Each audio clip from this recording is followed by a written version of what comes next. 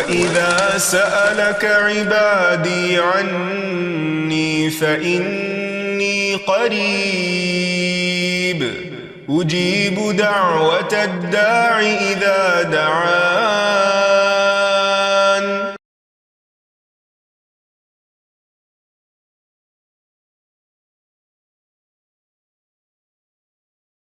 نحمده ونصلي على رسوله الكريم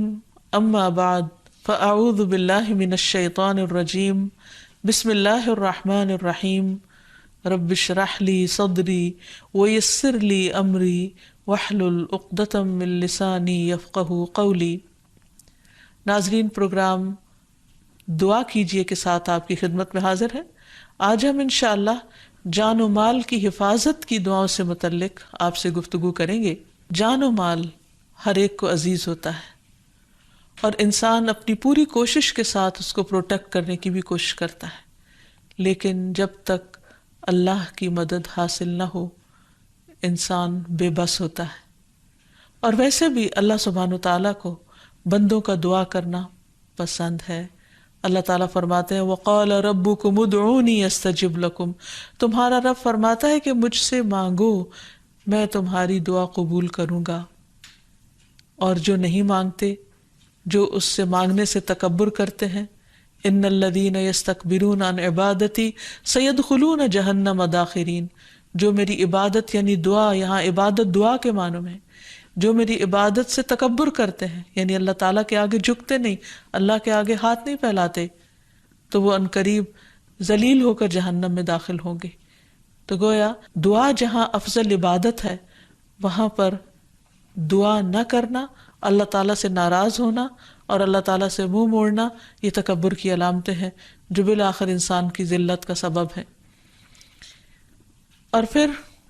دعا کرتے وقت اللہ سبحانہ تعالیٰ کی حمد و ثنا، اللہ تعالیٰ کی تسبیح کرنا. دو کلمات اللہ تعالیٰ کو بہت پیارے ہیں، میزان میں بہت بھاری ہیں لیکن زبان پہ بہت ہلکے ہیں، اور وہ ہیں سبحان اللہ و بحمدہ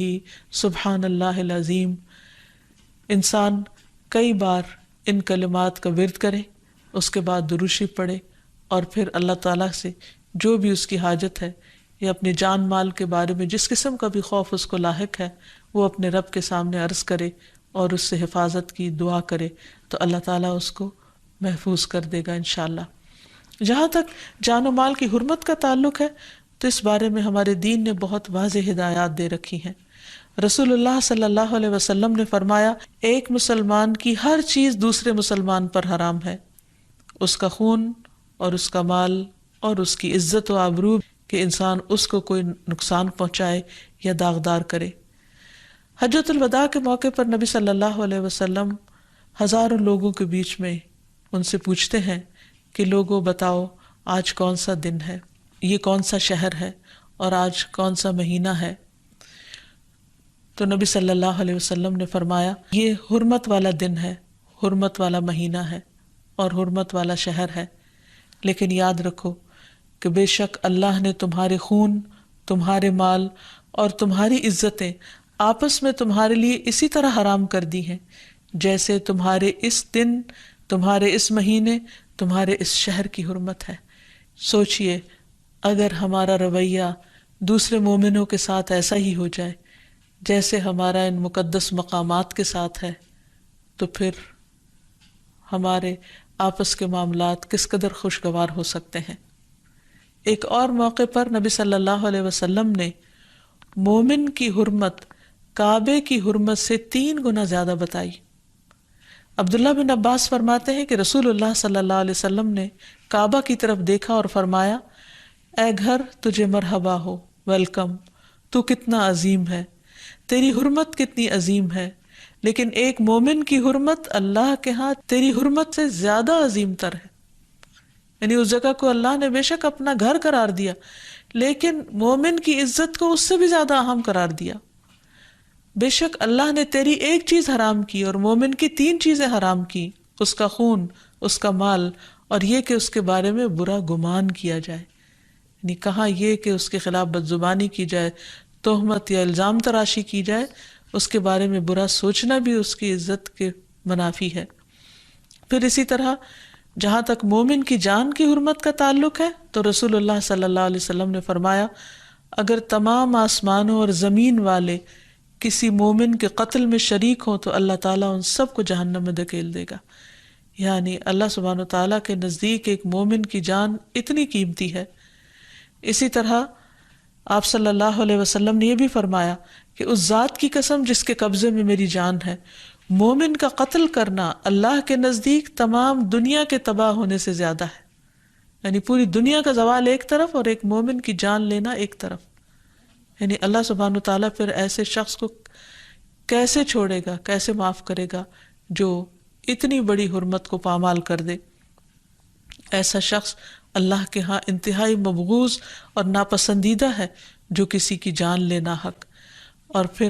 جان کے علاوہ مال کی حرمت، اسی لیے چوری کو حرام قرار دیا گیا اور چور کے ہاتھ کاٹنے کا حکم دیا گیا تاکہ لوگوں کے مال محفوظ رہ سکیں. رسول اللہ صلی اللہ علیہ وسلم نے فرمایا کسی شخص کے لیے اپنے کسی بھائی کا مال ناحق لینا جائز نہیں. یہ اس لیے ہے کیونکہ اللہ نے ایک مسلمان پر دوسرے مسلمان کا مال حرام قرار دیا ہے. حتیٰ کہ ہنسی مذاق میں بھی اپنے بھائی کا مال ہتھیانے کی ممانعت ہے. رسول اللہ صلی اللہ علیہ وسلم نے فرمایا تم میں سے کوئی شخص اپنے بھائی کی کوئی چیز ہرگز نہ لے، نہ مذاق میں نہ حقیقتاً. پھر اسی طرح لوٹ مار کرنے کی ممانعت ہے. پھر کسی کا ایک لقمہ بھی ناحق نہیں کھانا چاہیے کیونکہ ایسا کرنا اللہ سبحانہ تعالیٰ کے نزدیک سخت ناپسندیدہ ہے. فرمایا جس نے کسی مسلمان کا ناحق ایک لقمہ کھایا ہو، یعنی اس کی مرضی کے بغیر، اور فرمایا کہ ایک مرتبہ بھی کھایا تو اللہ تعالیٰ اسے اتنا ہی جہنم کا کھانا کھلائیں گے. اس لیے اس معاملے میں بہت احتیاط کی ضرورت ہے اور ہر طرح کی خیانت سے بچنا چاہیے.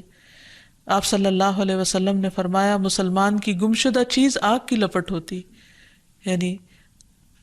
بجائے اس کے کہ انسان اسے اس کے اصل مالک تک پہنچائے، اسے اگر ہڑپ کر جائے تو یہ ایک بہت بڑا ظلم ہے. پھر اسی طرح یہ ہے کہ جان و مال کے تحفظ کے اسباب بھی ہمیں بتائے گئے کہ کس طرح اس کو محفوظ کیا جائے. اس میں اگر کوئی شخص اپنی جان اور مال کی حفاظت کرتے ہوئے اپنی جان بھی دے دیتا ہے تو اس کو شہادت کا مقام دیا گیا. رسول اللہ صلی اللہ علیہ وسلم نے فرمایا جو شخص اپنے مال کی حفاظت کرتے ہوئے مارا جائے، یعنی اس سے یہ پتہ چلتا ہے کہ مال کی حفاظت ضروری ہے. اگر اس کی حفاظت کرتا ہوا مارا جائے تو وہ شہید ہے. جو شخص اپنے اہل خانہ کی حفاظت کرتا ہوا مارا جائے وہ بھی شہید ہے. اور جو اپنے دین کی حفاظت کرتا ہوا مارا جائے وہ بھی شہید ہے. اور جو اپنی جان کی حفاظت کرتے ہوئے، یعنی کوئی اسے قتل کرنا چاہ رہا ہے اور وہ اپنے آپ کو بچا رہا ہے لیکن پھر بچتا نہیں اور مارا جاتا ہے تو وہ بھی شہید ہے. اس سلسلے میں ایک اہم بات یہ بھی ہے کہ انسان اپنی طرف سے سارے احتیاطی تدابیر اختیار کرنے کے بعد اللہ سبحانہ وتعالیٰ پر بھروسہ کرے اور اپنے آپ کو اللہ کے سپرد کرے. نہ صرف یہ کہ اپنے آپ کو بلکہ اپنے اہل و عیال کو، اپنے اہل خانہ کو، جو موجود ہوں، حاضر ہوں اور جو سفر پر جا رہے ہوں، سب کو. کیونکہ اگر اللہ سبحانہ وتعالیٰ کسی کو کسی نقصان سے بچانا چاہے تو کوئی بھی اسے نقصان نہیں دے سکتا. اور اگر اللہ سبحانہ وتعالیٰ کی حفاظت اٹھ جائے کسی سے تو پھر کوئی اور حفاظت دے بھی نہیں سکتا. کیونکہ وَرَبُّكَ عَلَىٰ كُلِّ شَيْءٍ حَفِيظٌ، تیرا رب ہر چیز پر پوری طرح نگران ہے، حفاظت کرنے والا ہے. اور جہاں تک حفاظت کرنے کا تعلق ہے تو اللہ سبحانہ وتعالیٰ اپنی تمام مخلوق کی حفاظت فرماتا ہے، جیسا کہ آیت الکرسی میں بیان کیا گیا وَلَا يَئُودُهُ حِفْظُهُمَا وَهُوَ الْعَلِيُّ الْعَظِيمُ، اور اسے ان دونوں کی حفاظت نہیں تھکاتی اور وہی سب سے بلند اور سب سے بڑا ہے. پھر اسی طرح یہ ہے کہ جو شخص یہ چاہتا ہو کہ اللہ تعالیٰ اس کی حفاظت کرے، اسے چاہیے کہ اللہ تعالیٰ کے احکامات کی بھی حفاظت کرے. عبداللہ بن عباس کو نبی صلی اللہ علیہ وسلم نے کچھ باتیں سکھائی تھی تو آپ نے فرمایا تھا کہ اے بیٹے احفظ اللہ یحفظک،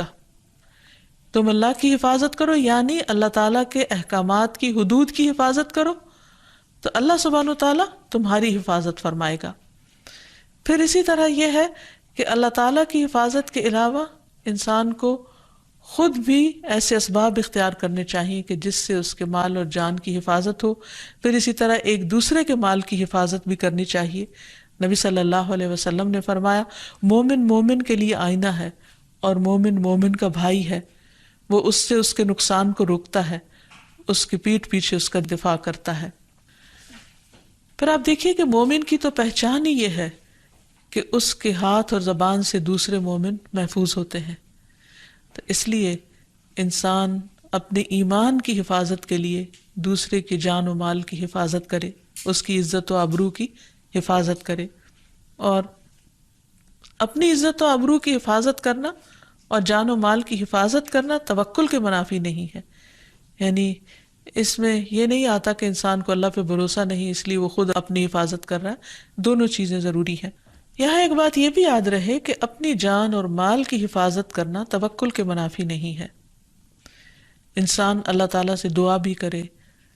اسی کو مدد کے لیے پکارے، لیکن اس کے ساتھ ساتھ اسباب بھی اختیار کرے۔ جیسے ایک شخص نبی صلی اللہ علیہ وسلم کے پاس آیا اور اپنا اونٹ کھلا چھوڑ کر آیا، آپ صلی اللہ علیہ وسلم نے اس کو واپس بھیجا اور فرمایا اعقل و توکل، جاؤ اپنا اونٹ باندھ کیا اور پھر اللہ پہ بھروسہ کرو۔ تو گویا بظاہر جو حفاظت کے لیے اسباب اللہ تعالیٰ نے بتائے ہیں ان کا اختیار کرنا بھی دین کا حصہ ہے۔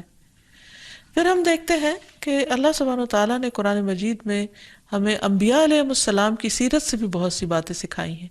کہ کس طرح جب وہ اپنا پیغام لوگوں کو دیتے تو لوگ ان کے مخالف ہو جاتے، لوگ ان کو جان سے مار دینے کی دھمکیاں دیتے، اور کس طرح پھر انبیاء علیہ السلام اپنی حفاظت کے طریقے اختیار کرتے ہوئے پورے کا پورا بھروسہ اللہ سبحانہ و تعالیٰ پر کرتے۔ جیسے ہم دیکھتے ہیں کہ ہود علیہ السلام کی قوم نے جب ان کو دھمکی دی تو انہوں نے کیا کہا کہ تم سب مل جاؤ، سب اکٹھے ہو جاؤ، پھر میرے خلاف چال چلو، فکیدونی جمیعا ثم لا تنظرون، پھر مجھے مہلت نہ دو، انی توکلت علی اللہ ربی و ربکم، میں نے توکل کیا اللہ پر جو میرا رب ہے اور تمہارا رب ہے۔ ما من دابۃ الا هو آخذ بناصیتها، کوئی جاندار ایسا نہیں جس کی پیشانی کے بال اللہ کے ہاتھ میں نہ ہو۔ ان ربی علی صراط مستقیم، بے شک میرا رب سیدھے رستے پر ہے، یعنی میرے رب کو معلوم ہے کہ وہ میری حفاظت کیسے کرے اور وہ حفاظت کرنے پر پوری طرح قادر ہے۔ پھر اسی طرح ابراہیم علیہ السلام کو جب دھمکیاں دی گئی تو انہوں نے بھی اس معاملے میں اللہ تعالیٰ پر بھروسہ کیا، اور جب انہیں آگ میں پھینکا جا رہا تھا تو انہوں نے کہا حسبی اللہ و نعم الوکیل، کافی ہے مجھے اللہ اور وہ بہترین کارساز ہے۔ جہاں تک حفاظت کا تعلق ہے تو اس سلسلے میں یہ بات بھی یاد رہے کہ ہمیں ان اعمال کو بھی اختیار کرنا چاہیے جو اللہ سبحانہ وتعالیٰ کی حفاظت کا ذریعہ بنتے ہیں۔ ان میں سب سے پہلے نمازوں کی حفاظت، جس کا اللہ تعالیٰ نے خود حکم دیا، حافظوا علی الصلوات والصلاة الوسطی وقوموا للہ قانتین، کہ نمازوں کی حفاظت کرو، ان کی نگہداشت کرو، اور خصوصاً درمیانی نماز کی، اور اللہ کے لیے فرما بردار بندے بن کر کھڑے ہو جاؤ، یعنی قیام کرو، نماز پڑھو۔ کیونکہ جب انسان نماز کی حفاظت کرتا ہے تو اللہ سبحانہ وتعالیٰ ایسے بندے کو اپنی پروٹیکشن میں لے لیتا ہے، اور اگر انسان نماز چھوڑ دیتا ہے، جیسے خاص طور پر فجر کی نماز، تو ایسا شخص اللہ کی حفاظت سے باہر نکل جاتا ہے، یعنی اللہ تعالیٰ اس پر ناراض ہوتا ہے۔ پھر اسی طرح ایک اور حدیث سے پتہ چلتا ہے کہ جو شخص یہ 5 کام کرے وہ اللہ کی حفاظت میں ہوتا ہے۔ معاذ بن جبل رضی اللہ عنہ سے مروی ہے کہ رسول اللہ صلی اللہ علیہ وسلم نے 5 چیزوں کے متعلق ہم سے وعدہ کیا کہ جو شخص وہ کام کرے گا وہ اللہ کی حفاظت میں ہوگا۔ مریض کی تیمارداری کرنے والا، بہت سے لوگ ڈرتے ہیں کہ شاید مریض کے پاس جائیں گے تو جراثیم لگ جائیں گے اور ہم بھی بیمار پڑ جائیں گے، اور یہاں اس حدیث سے پتہ چلتا ہے کہ ایسا شخص اللہ کی حفاظت میں ہوتا ہے۔ پھر جنازے میں شریک ہونے والا، اللہ کی راہ میں جہاد کے لیے جانے والا،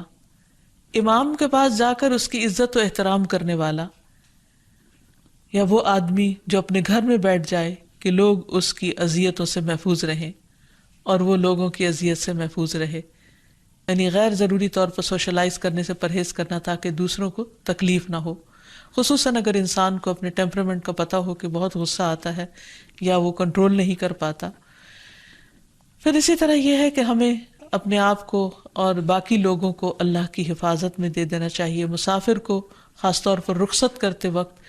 ایسی دعا دینی چاہیے کہ اس کے دین، ایمان اور تمام اعمال کو اور انجام کو اللہ تعالیٰ کے سپرد کر دیا جائے، کیونکہ حدیث میں آتا ہے کہ جب کسی چیز کو اللہ کے سپرد کر دیا جاتا ہے تو وہ اس کی حفاظت کرتا ہے۔ جہاں تک حفاظت کی دعاؤں کا تعلق ہے تو اس میں سب سے بہترین دعا ہر مشکل وقت میں، خوف کے وقت میں، ڈر کے وقت میں، نقصان کے ڈر سے بچنے کے لیے حسبی اللہ و نعم الوکیل، بہت چھوٹی سی اور مختصر سی دعا ہے لیکن بہت فائدہ مند۔ ابراہیم علیہ السلام کو جب آگ میں پھینکا جا رہا تھا تو اس وقت انہوں نے یہ دعا پڑھی تھی اور آگ ان کے لیے گلو گلزار بن گئی۔ پھر اسی طرح حسبی اللہ لا الہ الا هو علیہ توکلت وہو رب العرش العظیم، مجھے اللہ کافی ہے، اس کے سوا کوئی معبود نہیں، میں نے اسی پر بھروسہ کیا اور وہی عرش عظیم کا رب ہے۔ پھر اسی طرح ربنا علیک توکلنا والیک انبنا والیک المصیر، ربنا لا تجعلنا فتنة للذین کفروا واغفر لنا ربنا انک انت العزیز الحکیم، اے ہمارے پروردگار ہم نے تجھی پر بھروسہ کیا اور تیری طرف ہی رجوع کیا اور تیری ہی طرف ہمیں لوٹنا ہے، اے ہمارے رب ہمیں ان لوگوں کے لیے آزمائش نہ بنا جنہوں نے کفر کیا اور ہمیں بخش دے، اے ہمارے رب یقیناً تو ہی سب پر غالب کمال حکمت والا ہے۔ پھر اسی طرح آیت الکرسی اگر کوئی شخص رات کو پڑھتا ہے سوتے وقت تو اللہ تعالیٰ اس کے لیے رات بھر کے لیے ایک محافظ مقرر کر دیتے ہیں اور اس کو ہر طرح کے نقصان سے محفوظ کر دیتے ہیں۔ پھر اسی طرح صبح و شام کی دعائیں جن میں خصوصاً بسم اللہ الذی لا یضر مع اسمہ شیء فی الارض ولا فی السماء وہو السمیع العلیم، جس کا معنی ہے اللہ کے نام سے، وہ ذات کہ اس کے نام سے کوئی چیز زمین میں ہو یا آسمان میں نقصان نہیں دے سکتی، اور وہ خوب سنتا ہے اور خوب جانتا ہے۔ حدیث میں آتا ہے کہ جس نے صبح کے وقت یہ دعا پڑھ لی 3 بار، اسے شام تک کوئی اچانک مصیبت نہیں آئے گی، اور اسی طرح اگر کوئی شام کے وقت پڑھ لیتا ہے تو صبح تک اس کو کوئی اچانک مصیبت نہیں آئے گی۔ پھر اسی طرح سوتے وقت اللہ تعالیٰ کی حفاظت میں اپنے آپ کو دینا، کیونکہ جب انسان سو رہا ہوتا ہے تو اسے نہیں معلوم ہوتا کہ کون اس پر کہاں سے آ کر حملہ آور ہو، اس لیے یہ دعا بہت مفید ہے۔ اللہم انت خلقت نفسی وانت توفاها لک مماتها ومحیاها ان احییتها فاحفظها وان امتها فاغفر لها اللہم انی اسألک العافیہ، اے اللہ تو نے میری جان کو پیدا کیا اور تو ہی اس کو فوت کرے گا، تیرے لیے ہی اس کا مرنا اور زندہ رہنا ہے، اگر تو اس کو زندگی عطا کرے تو اس کی حفاظت کرنا اور اگر موت دے تو بخش دینا، اے اللہ میں تجھ سے عافیت کا سوال کرتا ہوں۔ اسی طرح ایک اور دعا سوتے وقت وہ بھی حفاظت کی ہے، بسمک ربی وضعت جنبی وبک ارفعہ ان امسکت نفسی فارحمها وان ارسلتها فاحفظها بما تحفظ به عبادک الصالحین، اے میرے رب تیرے نام سے میں نے اپنا پہلو رکھا اور تیرے ہی نام سے اٹھاؤں گا، اگر تو نے میری جان کو روک لیا یعنی اپنے پاس فوت کر دیا تو تو اس پر رحم کرنا، اور اگر چھوڑ دیا یعنی زندگی باقی رکھی